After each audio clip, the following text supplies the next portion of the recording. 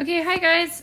So I saw from your test, you guys all have trouble with similar things. So the first big one was slope from 2 points. So if you have 2 points and they form a line, you can find the slope from them without even graphing it. And we use this equation. So remember, m stands for slope, and then we use the equation y2 minus y1 over x2 minus x1.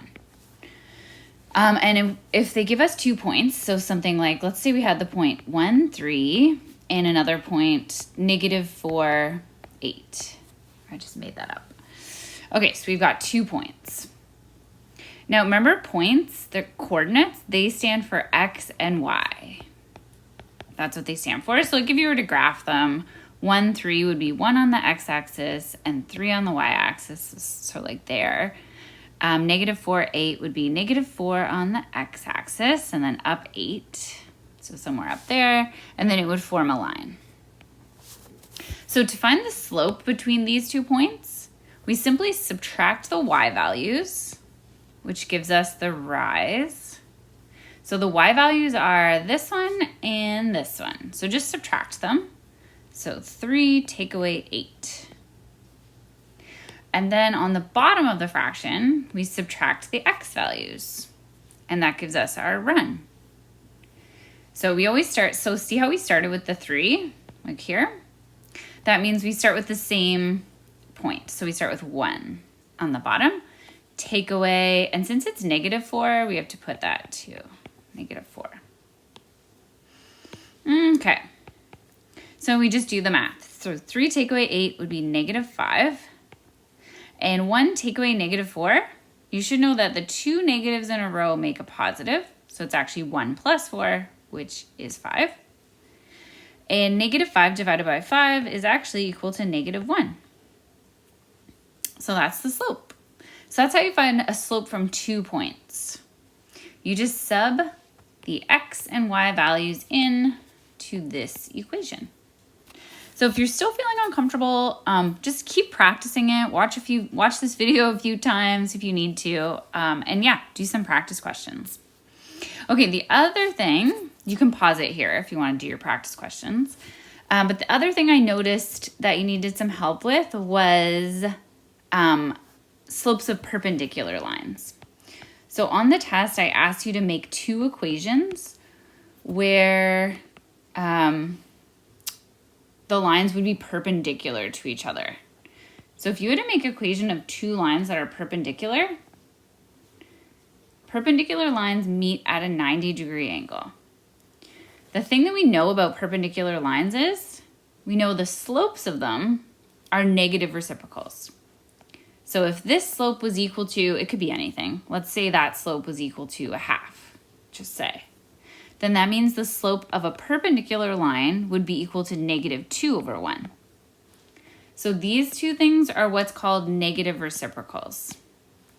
And negative reciprocals are, like, it's just when you flip the fraction, one's negative and one's positive. And that's just a property of perpendicular lines.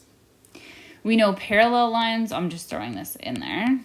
We know parallel lines have the same slope, right? So if this thing had a slope of 1/2, this one would also have a slope of 1/2. So these are just properties of perpendicular and parallel lines. That's just how they work. So let me give you another example. Let's say I wanted to make an equation of 2 lines that were perpendicular to each other. I'm just going to make them up. So pretend this line is equal to y equals, I don't know, 2/3x plus 1. Well, what would this equation of this be? I'm just going to make it up. The one thing I definitely know is that the slope would have to be -3/2 for it to be perpendicular. Right? Because they have to be negative reciprocals of each other to be perpendicular. And then I can make the y-intercept whatever I want to. Like, it doesn't matter. So these would be an example of 2 lines that are perpendicular to each other. All that matters is that they have negative reciprocal slopes.